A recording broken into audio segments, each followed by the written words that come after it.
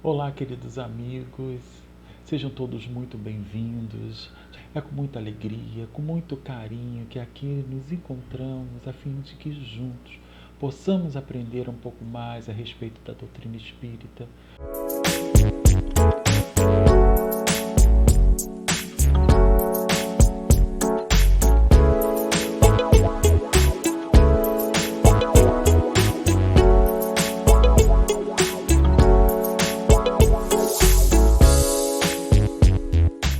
Hoje o nosso tema foi intitulado Velhos Hábitos.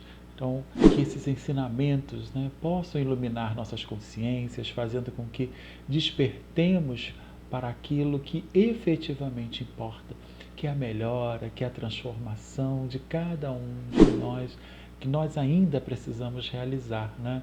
Bom, meus irmãos, o estudo hoje, como já falei, é intitulado Velhos Hábitos, né? Então, ele está baseado lá no Evangelho segundo o Espiritismo, no capítulo 9, do item 10, que fala da cólera, na verdade, mas ela é muito calcada nos velhos hábitos que nós ainda conservamos, né? Mas serve só como uma base, tá bom? E vamos dar início da seguinte forma. De uma maneira geral, né, vários são os fatores que contribuem para o desenvolvimento ou solidificação do comportamento humano.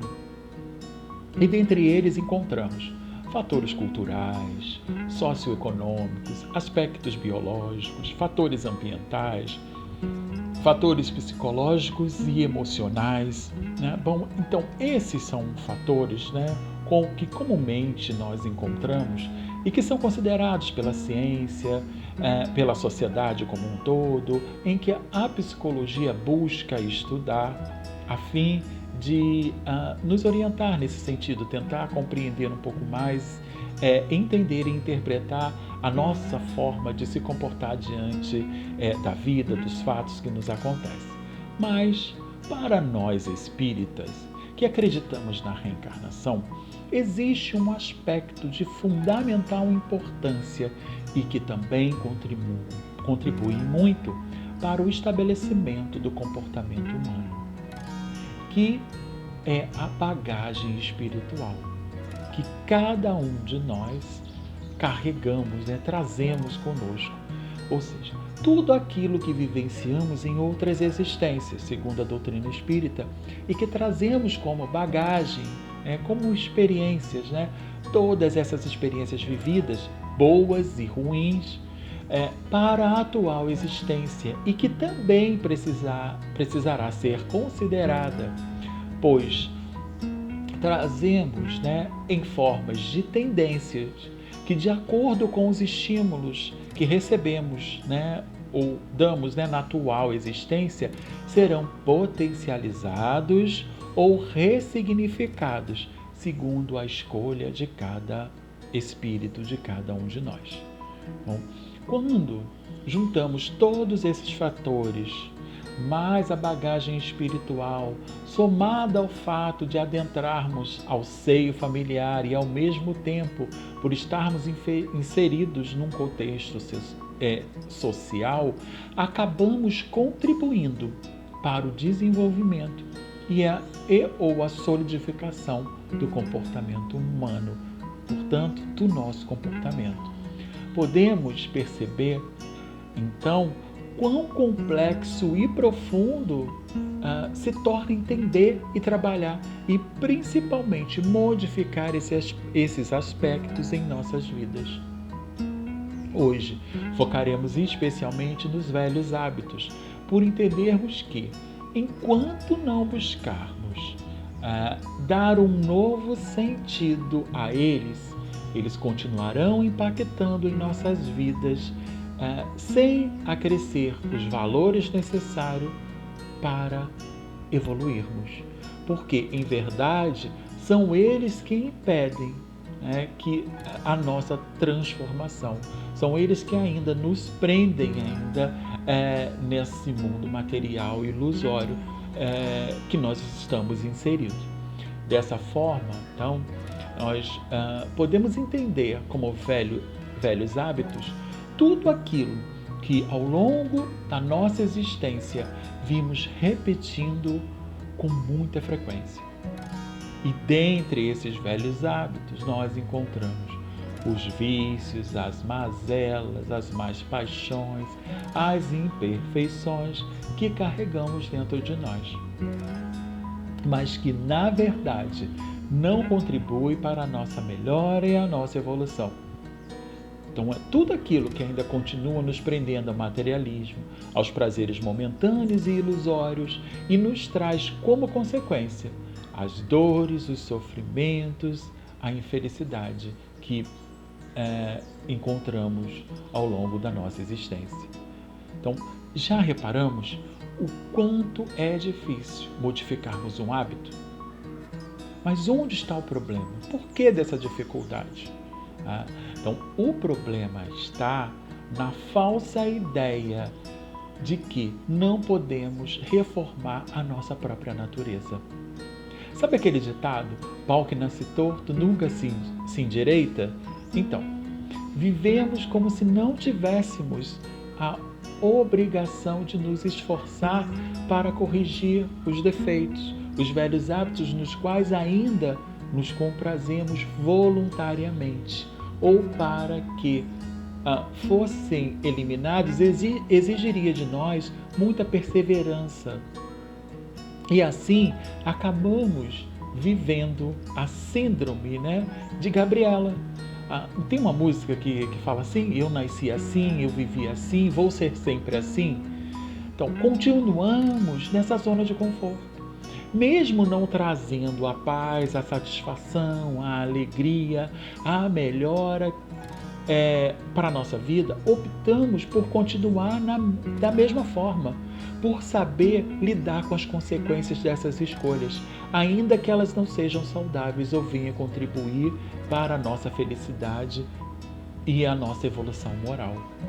Então, a mudança, a transformação gera uma insegurança. Então, ela causa um medo. Então, entendemos que isso porque entendemos mudar como renunciar a tudo aquilo que nós acreditávamos, a tudo aquilo que sempre fez sentido para nós, por algo que não sabemos como vai ser, ou o que vai trazer, ou qual impacto vai causar em nossas vidas. Então, por mais que a nossa situação atual não seja boa, preferimos continuar nela. Percebemos? Porque a gente vai abrir mão de todas aquelas convicções, de tudo aquilo que a gente acreditava.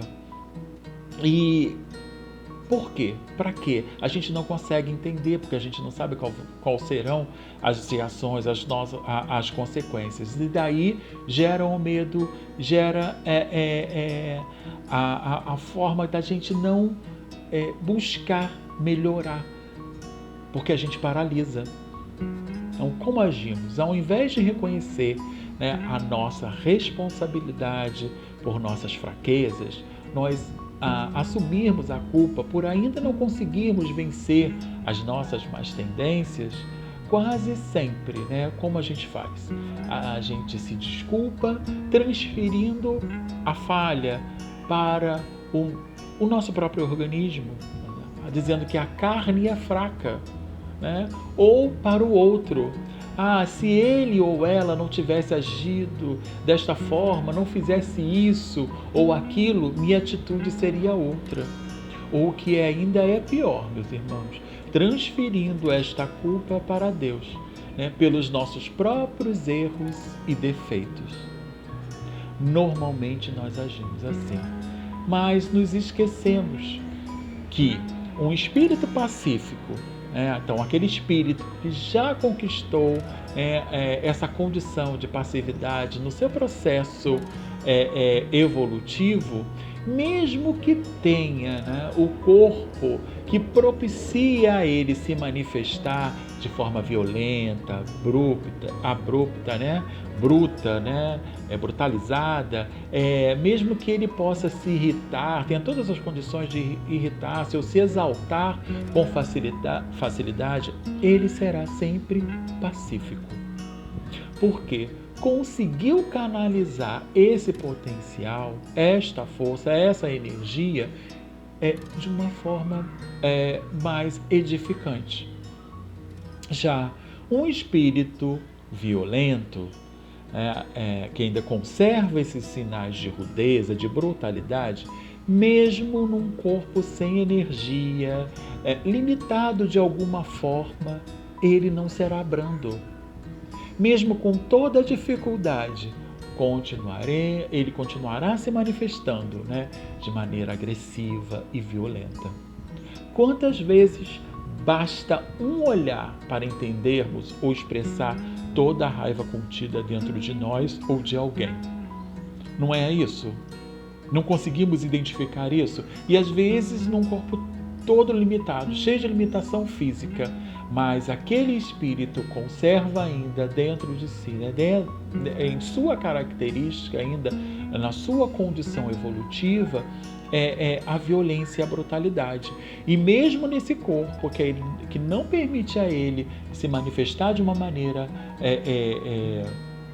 como a maioria, ele acaba demonstrando e passando essa raiva, essa violência. Então, não é o corpo, que vai dar essa ou aquela característica para alguém. Isso é uma qualidade do espírito. Então, o corpo, não é através do corpo, nas diferentes experiências vividas na Terra, que o espírito vai se aprimorar. De princípio, ainda muito primitivo, vai caminhando e libertando-se da ignorância para alcançar conquistas intelectuais, paralelamente às conquistas morais. Então, Kardec, lá no livro A Gênese, no capítulo 18, no item 19, nos traz: somente o progresso moral poderá assegurar a felicidade na Terra, refreando as paixões más. Será ainda o progresso moral secundado, então, pelo progresso da inteligência, que confundirá os homens numa mesma crença fundada nas verdades eternas.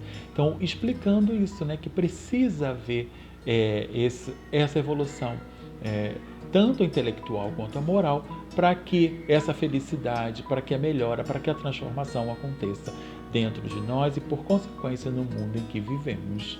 Então, sem a transformação, sem a transformação moral, sem a nossa transformação, é impossível alcançarmos esta felicidade. Então, todas as virtudes e todos os vícios são inerentes ao espírito.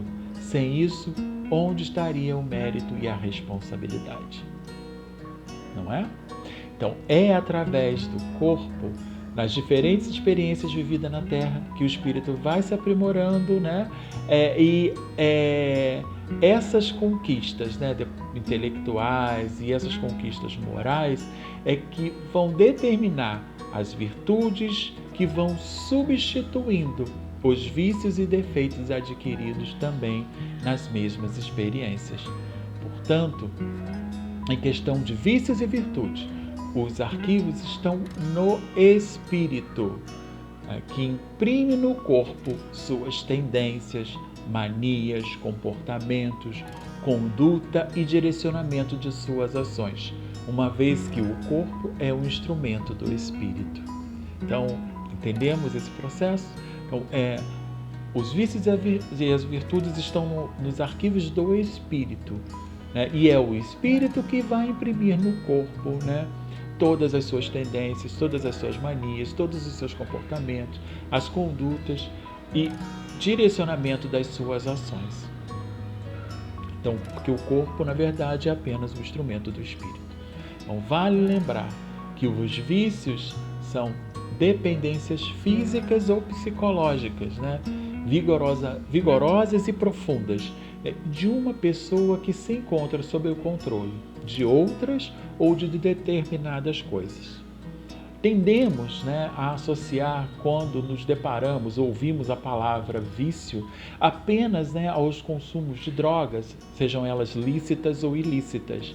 Mas esse conceito é bem mais amplo, é muito mais abrangente. Hamed, no livro Renovando Atitudes, numa mensagem intitulada Velhos Hábitos, nos diz assim, que quando analisamos de forma mais profunda, podemos interpretá-lo, né, os vícios, né, como uma atitude mental que nos leva compulsoriamente à subjugação a pessoas e a situações. Então, olha aí, né? Olha que definição.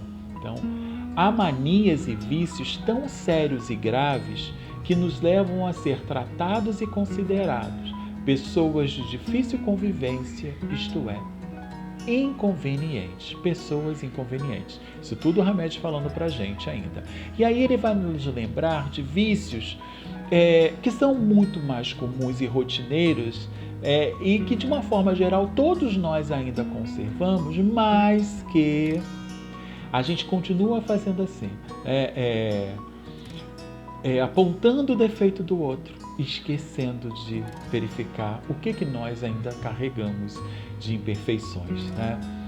Então, Hamed nos fala, o vício de falar descontroladamente, sem raciocinar, desconectando-nos do equilíbrio e do bom senso.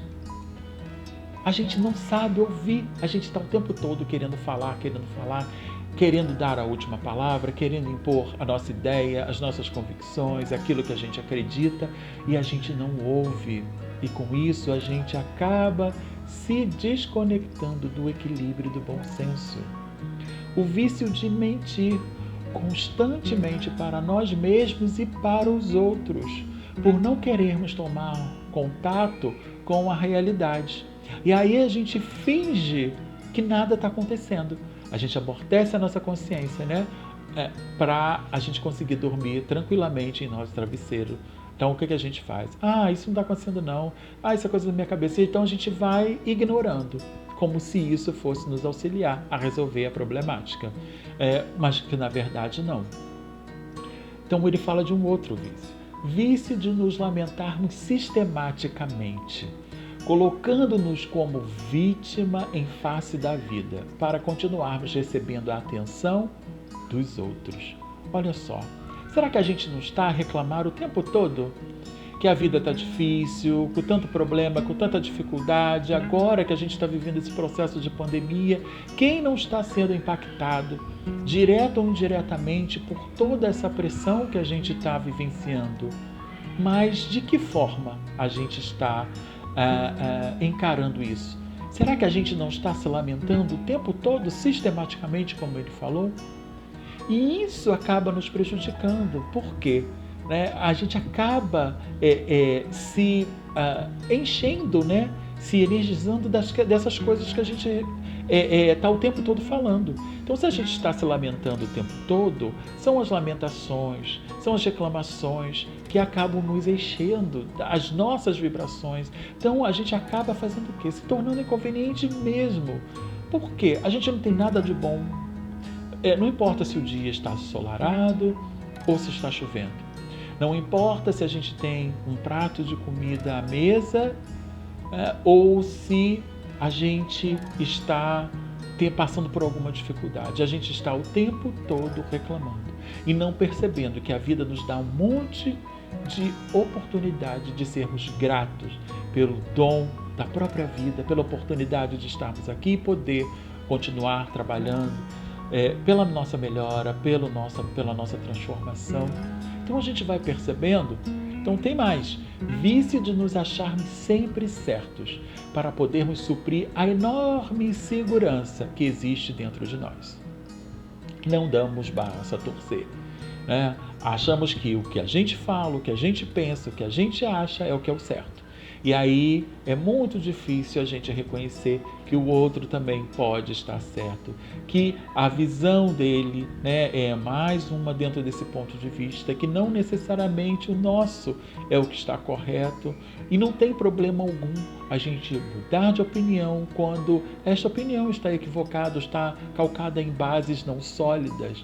Então isso mostra a nossa humildade, que a gente sabe, né, e pode reconhecer que a gente pode mudar, pode se transformar, que pode se melhorar, quando a gente percebe que de repente alguma coisa que a gente acreditava em determinado momento agora já não nos cabe mais. Então, ao invés de ficarmos batendo o pé, né, sendo aquelas crianças birrentas, né, fazendo pirraça e não querendo abrir mão do seu ponto de vista, a gente pode fazer assim e querer assim, mostrando até a humildade que a gente já está conseguindo trabalhar em nós, para a gente mudar, de repente, de ideia, um conceito, ampliar e modificar, amadurecer, né, de forma efetiva com relação às ideias ou aquilo que a gente achava. E não necessariamente estar querendo o tempo todo defender um posicionamento de retidão que efetivamente ainda não temos. Ele fala de outro, vício incontido de gastar desnecessariamente, sem utilidade, a fim de adiarmos decisões importantes em nossas vidas. Será que a gente não está muito perdulário? Será que a gente não está vivendo um consumismo, né, caindo nessas armadilhas que essas empresas vêm colocando a fim de que aumente o consumo, de que a gente comece a adquirir, mesmo se a gente não esteja precisando? Então a gente precisa buscar esse equilíbrio, porque isso acaba se tornando um vício que acaba prejudicando o que é a nossa própria vida, né? Financeira, material e a nós mesmos, porque daqui a pouco a gente está mal compulsivo e a gente compra de forma desnecessária. Enquanto tem tantas pessoas aí precisando, né? E a gente está a gente está alimentando, né, o nosso vício de estar comprando futilidades, só consumindo, acreditando que ter, né, é muito mais importante do que ser. Então prestemos atenção, porque é muito comum também isso. Vício de criticar e mal julgar as pessoas para nos sentirmos maiores e melhores que elas. Aquela necessidade de autoafirmação. Estamos o tempo todo fazendo isso de forma involuntária às vezes, né? Mas precisamos o quê? Pelo orgulho que ainda é muito vigente dentro de nós, a gente precisa estar desmerecendo o outro como se isso fosse exaltar as nossas qualidades. Então, também um cuidado que a gente tem que ter. Vício de trabalhar descontroladamente, sem interrupção, para nos distrairmos interiormente, evitando desse modo os conflitos que não temos a coragem de enfrentar. A gente está vivendo, né? A gente fala o tempo todo, a vida está uma correria e a gente só tem tempo de trabalho e a gente não está dedicando também tempo para as outras questões das nossas vidas, né? O descanso, o lazer, o tempo em família, o tempo para cuidar de si mesmo, de nós mesmos, né? De olhar um pouco para dentro de nós, de fazer uma boa leitura, de descansar, de tirar férias. A gente está vendendo férias, acreditando que o tempo todo a gente precisa ter mais recursos para ir alimentar aqueles outros vícios que já falamos, até mesmo do consumismo. E a gente acaba caindo num círculo vicioso que, além, né, da nossa saúde física, acaba levando a nossa saúde mental, porque a gente não consegue ter a serenidade necessária para continuarmos, né, realizando as nossas tarefas de maneira equilibrada, utilizando o bom senso. Então a gente tem que ter bastante cuidado também nesse sentido. Então, para Hamed, toda viciação resulta do modo de assumir o controle da nossa vida e, ao mesmo tempo, do medo de nos responsabilizarmos por nossos atos e atitudes. Assim, permitimos que eles fiquem fora do nosso controle e de nossas escolhas. Já a virtude, né, a gente está falando dos vícios, agora vamos falar da virtude. Já as virtudes podemos definir como todos os hábitos constantes que levam um homem para o caminho do bem, quer como indivíduo, quer como espécie, quer pessoalmente, quer coletivamente. Então vamos nos questionar nesse instante. Vimos que são os vícios e e o que é a virtude? Então, um nos subjuga, prende e escraviza. O outro nos leva ao bem, à felicidade. Então, por que ainda estamos escolhendo os vícios? Por que é tão difícil trocar os vícios pelas virtudes? A espiritualidade amiga nos auxilia nesse entendimento. Lá na questão 893 do Livro dos Espíritos, ao responder o questionamento de Kardec, que diz assim: qual a mais meritória de todas as virtudes? E eles começam respondendo que todas as virtudes têm seu mérito. Não existe uma específica, né? Porque todas elas são sinais de progresso no caminho do bem. A virtude, sempre que há resistência voluntária ao arrastamento dos maus pendores. Agora chamo a atenção para a continuação dessa resposta da espiritualidade amiga, em que vai nos auxiliar a responder aos nossos questionamentos lá. Por que ainda estamos escolhendo os vícios? Por que é tão difícil trocar os vícios pelas virtudes? Então, continuando essa resposta, a espiritualidade fala assim: mas a sublimidade da virtude consiste no sacrifício do interesse pessoal, pelo bem do próximo, sem segundas intenções. A mais meritória é a que se baseia na mais desinteressada caridade. Então, o que a espiritualidade, nessa parte final, fala para a gente que nos ajuda a responder o questionamento que a gente fez?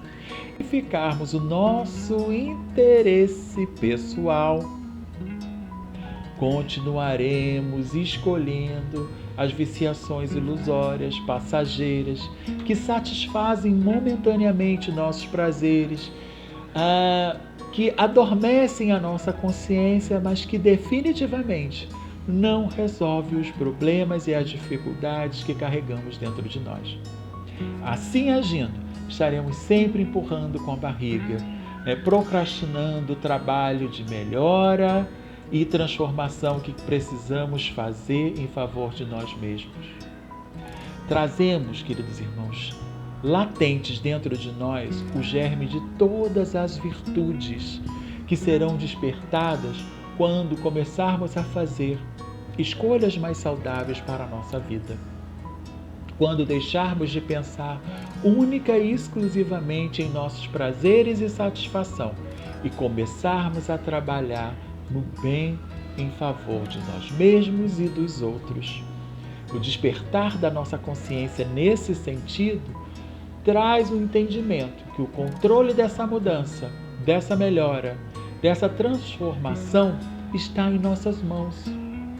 A tão falada reforma íntima, necessária a todos nós e sem a qual não conseguiremos deixar o homem velho, com os velhos hábitos para trás, a fim de nos tornarmos um verdadeiro homem de bem.